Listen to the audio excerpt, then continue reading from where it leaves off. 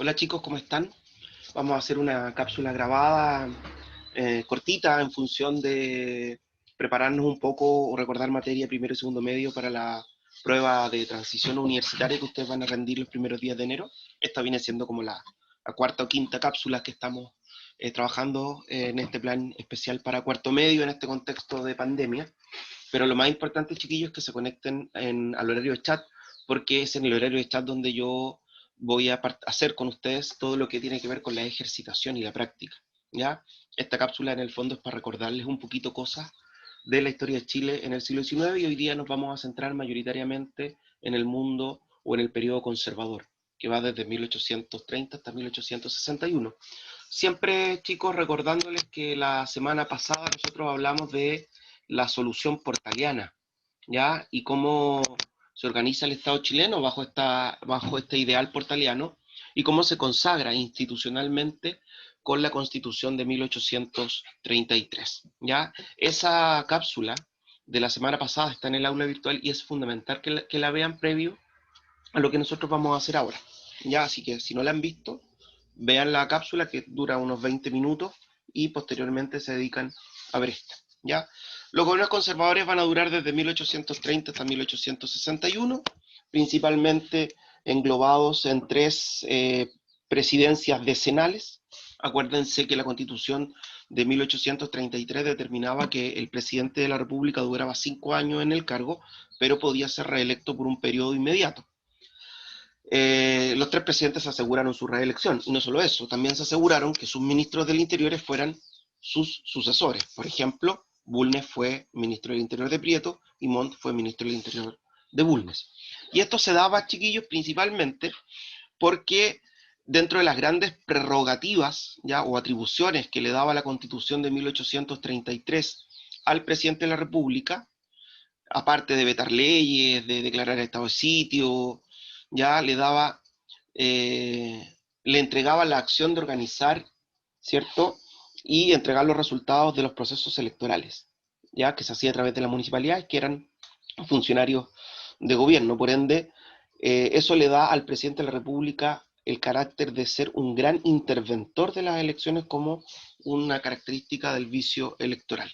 ¿Ya? El presidente interviene en las elecciones, interviene e influye en la lista de candidatos, ¿ya? Y obviamente que realiza el proceso y se entregan los resultados. De hecho, chiquillos, yo se los comenté en la clase anterior, algunos viajeros o cronistas dicen que era normal en Chile que las urnas se pusieran en carretera y que cuando veían venir a los opositores al gobierno, el caballo se echaba a andar y se llevaban la urna. O que los alcaldes, en el fondo, se llevaran la urna para la casa y entregaran el resultado de la elección al otro día. ¿Ya? Por eso que el presidente de la República tenía poca oposición en el Congreso, porque en el fondo en el Congreso eran casi puros amigos, ¿ya? Porque él en el fondo se había encargado de que así fueran electos. Por eso que también el Congreso, que tenía un gran as bajo la manga, que era la aprobación de la ley periódica de presupuesto, como para contrarrestar el poder del presidente, durante la República Conservadora lo ocupa muy poco. ¿Ya? Lo que sí se va a ocupar en la República Liberal, y de hecho va a terminar la República Liberal con la guerra civil entre el Congreso y el presidente José Manuel Balmaceda, precisamente por la aprobación de la ley periódica de presupuesto. ¿Ya? Nosotros nos vamos a abocar principalmente en el funcionamiento económico durante este periodo, ¿ya? El funcionamiento económico, la organización económica, la estabilidad económica, los procesos de extracción minera, la fiebre del oro, pero mayoritariamente nos vamos a abocar en el gobierno de Manuel Bulnes por el hecho de que él ingresa o deja ingresar, le abre la puerta a las ideas liberales, contratando muchos extranjeros y chilenos de corte liberal, que los contrata dentro del gobierno conservador, para cumplir con los siguientes objetivos. ¿Ya? Y aquí toma apunte. Conocer el territorio nacional, principalmente en las potencialidades económicas de recursos naturales que se pueden explotar. Generar avances tecnológicos, sobre todo en el mundo de las comunicaciones a través del ferrocarril y el telégrafo. e implementar el Estado docente, ya un Estado que se haga cargo de una educación laica y gratuita. ¿Ok? El objetivo de aprendizaje, chiquillos, es que en el fondo profundicemos en la República conservadora dentro del enfrentamiento de diversas visiones de cómo se debía organizar. ¿Ya? Este ejercicio, como les dije, los vamos a ir resolviendo en el horario de chat, por eso es importante que se conecten día lunes a las 8:30 de la mañana, ¿ya? A la hora y cumplir, chicos. Eso les va a servir a ustedes. Estamos a 3 meses de que ustedes tengan que rendir esta prueba para ingresar a la universidad. Ya, Manuel Rengifo y la estabilización fiscal. Una de las cosas que yo les expliqué en la clase pasada es que el señor Portales ingresa en la política junto al grupo conservador precisamente porque su negocio ha fracasado. Él es un estanquero, ¿ya? Cuyo estanco del tabaco, el licor y los naipes ha fracasado por la inestabilidad económica que presenta el periodo de los ensayos constitucionales. Por tanto, por eso que él tiene intención de ordenar el Estado, para que el Estado en el fondo también ponga orden en la economía. Y la persona encargada, entre 1831 y 1835, va a ser Manuel Rengifo, ministro de Hacienda. En el tiempo se le denomina, por lo que él hizo, el mago de las finanzas, ¿ya? Porque en el fondo ordenó una economía chilena que venía bastante paupérrima, bastante en crisis. ¿Qué es lo que hizo este señor Rengifo como ministro de Hacienda para ordenar y darle estabilidad a la economía chilena? ¿Cierto? Primero ordenó los libros de cuenta e implementó medidas proteccionistas, hizo toda una reforma también al sistema de los impuestos, ¿ya? Y estableció medidas proteccionistas, o sea, subió aranceles aduaneros para proteger ciertos productos nacionales. También potenció el rol comercial del Puerto del Paraíso, con la creación de los almacenes francos y la nacionalización del cabotaje. Chiquillos, los almacenes francos son bodegas donde los comerciantes extranjeros que llegaban a Valparaíso, principalmente ingleses y franceses, podían guardar sus productos que traían en el barco en estas bodegas sin tener que pagar arriendo por ello, ¿ya? Con lo cual en el fondo pretendía darle un plus a Valparaíso por sobre el puerto del Callao. Acuérdense también, chiquillos, que en la segunda mitad de la década del 30, entre 1937 y el 39, la guerra contra la Confederación Peruano-Boliviana tiene una finalidad de competencia comercial entre el puerto de Valparaíso y el puerto del Callao, que gracias a Dios nos favoreció con el triunfo en esa guerra, ¿ya? Y el cabotaje, chiquillos, tiene que ver con los fletes marinos, desde el barco en alta mar hacia el puerto. También se reordenan los impuestos, como les dije anteriormente, y se crean los registros o catastros de impuestos, donde se va anotando, ¿ya? Y se lleva una contabilidad más seria. Y también reanuda el pago de la deuda externa que Chile tenía, porque O'Higgins en 1821 había pedido dinero para financiar la expedición libertadora del Perú. Ahora, para muchos libros de historia, para muchos historiadores, no es que minimicen el rol de Manuel Rengifo, pero dicen que un ministro de Hacienda con plata siempre es un buen ministro de Hacienda. ¿Ya? Y lo que pasa es que la economía chilena, entre 1835 hasta 1857, vive un ciclo de esplendor económico, antes de entrar a la crisis. Y ese ciclo de esplendor económico se debe, primero, que en la década del 30 se comienza a explotar y a exportar plata y cobre desde el norte chico. Y de hecho, chiquillos, por eso es que el primer ferrocarril que se construye en Chile va desde Copiapó a Caldera, para sacar estos minerales y poder llevarlos y conectar el punto interior con el puerto.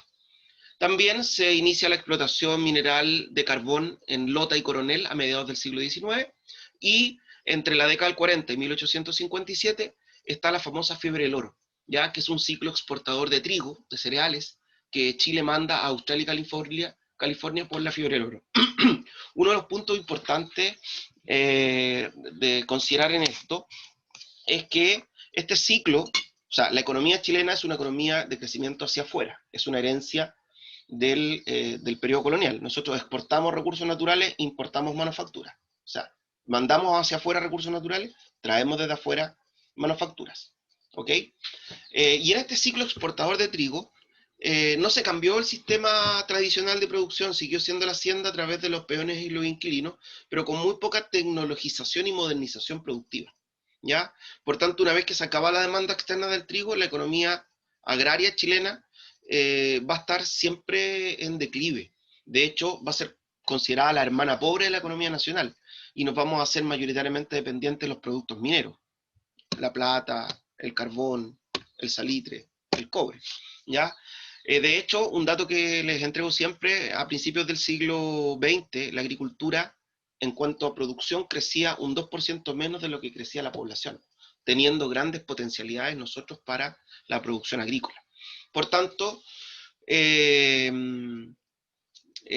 eso va a ser una de las razones también para que en la década de 1960 se implemente la reforma agraria, ¿ya? Tratar de, en el fondo, dar una capacidad productiva a tierras que estaban sin cultivar, ¿ya? Pero no se cambia la forma tradicional de la hacienda que se mantiene hasta la reforma agraria. Acuérdense, los ejercicios los resolvemos en chat. Ya, llegamos al gobierno del señor Manuel Bulnes Prieto, ¿cierto? Quien va a tener, como les dije, tres objetivos en mente.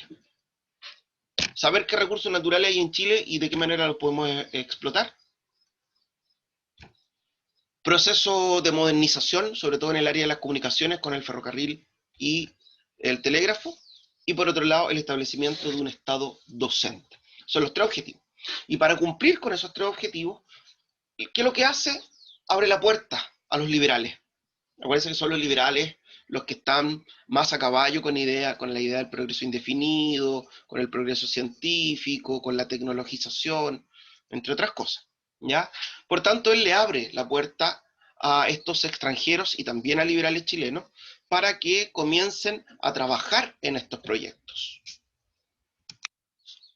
Ya, partamos primero con el tema del Estado docente. El Estado docente es aquel Estado que asume la dirección, administración y ejecución de una educación pública, laica y gratuita. Entre las tareas que desarrolla este Estado docente se encuentran la construcción de escuelas, la formación de profesores y profesoras y la conformación del currículum escolar, lo que ustedes llaman materia, lo que hay que estudiar. Obviamente, chiquillos, que lo que el Estado quiere es asumir una función que antes le era propia de la Iglesia Católica. Y obviamente que eso va a dar origen a una serie de pugnas entre el Estado y la Iglesia Católica. Estado y Iglesia que están unidos hasta la Constitución de 1925. ¿Ya? Y de hecho, en la segunda mitad del siglo XIX, esas pugnas entre Estado e Iglesia se van a llamar luchas doctrinales o teológicas, donde el Estado en el fondo quería asumir toda la dirección y la gestión de lo que es el mundo educativo.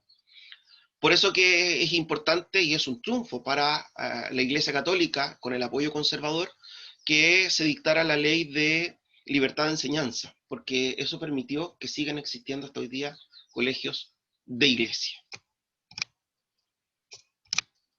Los hechos más relevantes de este Estado docente es que en 1842 se crea la Universidad de Chile, que va a ser el piso para el desarrollo de la ciencia, va a ser el piso donde va a estar el mundo intelectual, donde se van a formar líderes también, donde va a estar el mundo literario, como la generación literaria del 42, ya va a ser promotora del progreso, una universidad laica, ¿cierto? Va a ser el pilar fundamental del desarrollo del Estado docente. En 1842 se crea la Escuela Normal de Preceptores, Profesores, ¿cierto? Si yo voy a tener escuelas laicas, estatales, y no tengo profesores, no me sirven, porque tendría que haber pescado nuevamente a los sacerdotes y haberlos llevado a educar, y era lo que el Estado docente no quería, quería una educación laica, por lo tanto había que formar a los profesores. Y después se crea también una escuela normal de preceptoras, porque la educación no es mixta, hay educación para hombres y hay educación para mujeres con currículum totalmente distintos. Se crea la Escuela de Arte y Oficios, un poco de potenciar también este tema educativo y profesional. Se dicta la ley de instrucción primaria obligatoria en 1860, que se va a hacer obligatoria, perdón, la ley de instrucción primaria en 1860, que se hace obligatoria en 1920. Y en 1977 se dicta el decreto Amunátegui, que permite en el fondo que las mujeres puedan ingresar a la universidad. Ahí tenemos un cartel de por qué justo conviene estimular a las mujeres para que hagan estudios serios y sólidos. Uno de los grandes problemas, chiquillos, era que para entrar a la universidad se rendía una prueba como la que ustedes van a dar, pero todas las materias se trabajaba en el currículum de los hombres, pero el currículum de las mujeres estaba destinado al mundo interno del hogar, ¿ya? Por tanto, no se les enseñaba matemática o ciencia, las cosas que después preguntaban en la prueba. Por tanto, a las mujeres que querían ir a la universidad les iba mal, po, porque nadie las preparaba, ¿ya? Porque no era igualitario el currículum. Y es una de las cosas que hace, en el fondo, el decreto Munátegui, es precisamente mejorar la capacidad de los estudios de las mujeres para que puedan sortear estas pruebas.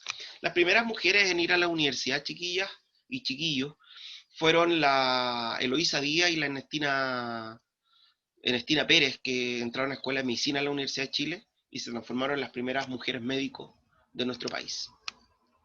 Acá vamos a hablar ahora del aporte de los extranjeros. Yo les dije que el gobierno de Bulnes contrata extranjeros para hacerse cargo de estudios científicos, sobre todo del territorio nacional, para ver qué recursos tenemos y cómo los podemos explotar. También para conectar los centros productivos con los puertos a través de los ferrocarriles y del telégrafo, ¿ya? En 1843, entre 1843 y 1879, llegaron a la Universidad de Chile 43 profesores extranjeros, de los cuales 37 eran europeos y 6 latinoamericanos, ya, todos ellos con un claro corte liberal. El Estado de Chile, ahí falta la mayúscula en Estado, impulsó la llegada de estos intelectuales con el objetivo de realizar estudios del territorio nacional y sus riquezas, fortalecer el sistema legal chileno, por ejemplo, Andrés Bello, que es un venezolano que se hace cargo de la redacción del Código Civil chileno, ya que se promulga en 1857 y además también es el primer rector de la Universidad de Chile. Y también ha desarrollado adelantos técnicos y científicos, como les decía, la implementación del ferrocarril y el telégrafo. Acá tenemos algunos aportes europeos. Rodolfo Filippi, naturalista alemán, llegó a Chile en 1849, se trasladó a Valdivia y se hizo cargo del liceo de esa ciudad. Posteriormente, el gobierno lo contrató para hacerse cargo del Museo Nacional. Ya enseñó botánica en la Universidad de Chile también. Y se transformó en uno de los grandes expertos de las riquezas minerales y de la flora y fauna en Chile, que a través de sus libros permitieron al gobierno hacer planes de actividades económicas. Ignacio Domeyko, de hecho hay un cordón transversal, que es el cordón de Domeyko, que lleva su nombre, ¿cierto? Es un polaco, fue contratado por el Estado para conocer la riqueza minera del país y dar a conocer las mejores técnicas de explotación. Recorrió el país de Coquimbo hasta la Araucanía, hizo clases en colegios y en la Universidad de Chile, donde llegó a ser rector en 1987. Domingo Faustino Sarmiento, estos son argentinos, lo mismo que Bartolomé Mitre, ¿ya? Domingo Faustino Sarmiento fue quien formó y fue el primer director de la Escuela Normal de Preceptores, donde se formaban los profesores. Y Bartolomé Mitre, que fue un expresidente de Argentina, llegó a Chile después de una guerra civil en Argentina, ¿ya? Y fue el creador y el editor de un diario liberal que se llamaba El Progreso. ¿Qué vamos a ver la próxima clase? ¿Por qué los liberales, por qué los conservadores perdieron el control del poder y se inicia la República Liberal, si ellos tenían el control de la elección a través de la intervención electoral y tenían en el fondo todo controlado? ¿Qué les pasó? Ya, y lo que les pasó tiene que ver, chiquillos, con algo del derecho patronato, el quiebre entre el grupo conservador por la denominada cuestión del sacristán. Chiquillos, 8:30 los días lunes, para que así podamos resolver bien los ejercicios y ustedes puedan hacer las consultas sobre esta cápsula grabada. Suerte para la prueba, chiquillos, y seguimos avanzando.